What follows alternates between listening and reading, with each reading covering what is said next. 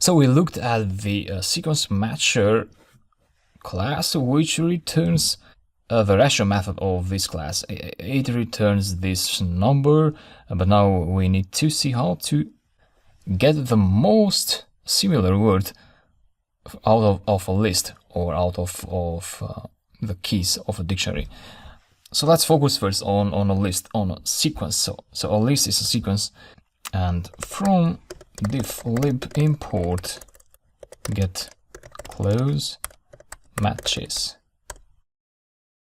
Now if you do help get close matches, you can see the arguments that you can pass to this method. So the first one is the word. So that will be the word that the user passes, and then you have a sequence of possibilities. And so word is a sequence for which close matches are desired, typically a string. So typically this will be a string that you want to compare. And possibilities is a list of sequences or a list of strings, you can say. So typically it's a list of strings. And then you have n equals to 3. That will define the number of the matches that you want the get close matches method to return. Let's say you pass a list of possibilities with 6 items, and each item has that ratio, so from 1 to 0, from 0 to 1, and this method will return the 3 most similar matches, the most similar strings to the word passed in here. You can change that argument value if you want, and you have a cutoff. So that's the ratio here. By default, this will return only those items that have a ratio of at least 0.6 or greater than that. So under that, the matches will be not included.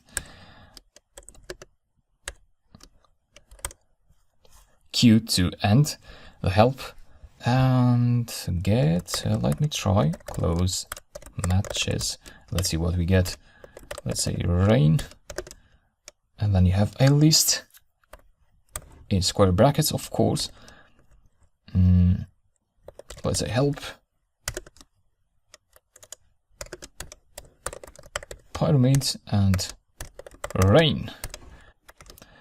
And I'll leave the n and the cutoff as they are by default.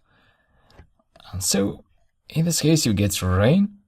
The reason you get rain is because rain had a cutoff of greater than 0.6 or similar to that.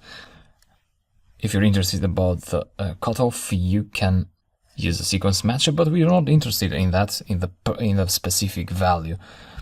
So rain was the only one who satisfied those conditions. So we get rain here as a list. So okay, we are able to get a close match out of a list, but how do we get the close match out of our dictionary keys? Well, we still have a data variable here, which I loaded previously here in this session. I loaded from the JSON file.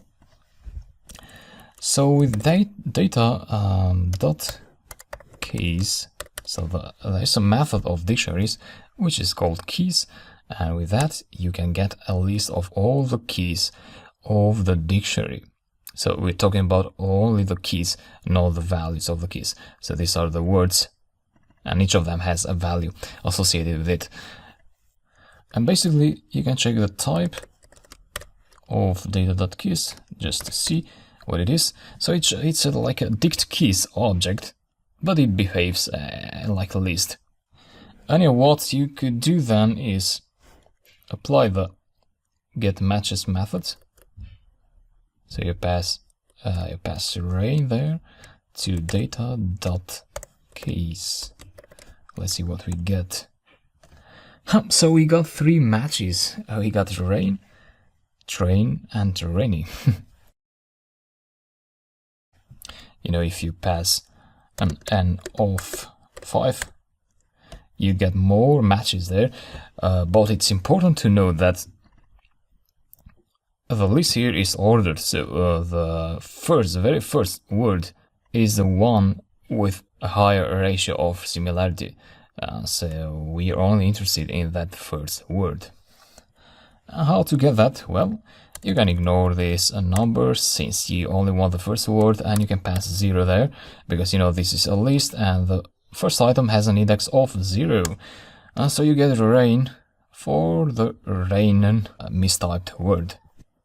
So yeah, basically we have the engine to get the most similar word out of a sequence now, and all we have to do is to implement that functionality in our function in here. So first I would just like to let the user know through a message that they have input a wrong word. So I just want to let the user know and so that they can run the program again, so next time they input a new word. For now, but later we will do something more intelligent. So for now, just think about this, give out a message when you mention your suggestion with the correct word that the user may have had in mind. So let's do that in the next lecture. See you.